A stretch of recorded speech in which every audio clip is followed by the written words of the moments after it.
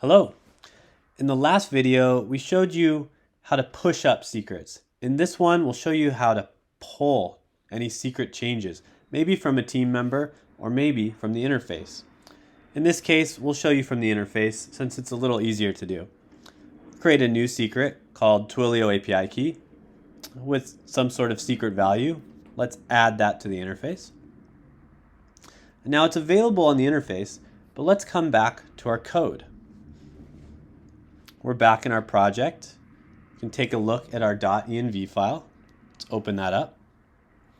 We can see we still only have the key and the Stripe API key because we haven't pulled those changes down. Very similar to the concept of Git. So let's do that now. .env CLI pull. Let's hit enter. That securely pulls any changes, and we can see the change right there. There's our Twilio API key. Very nice. Let's open up the env file, and there it is. Very simple, very much like Git. That's it.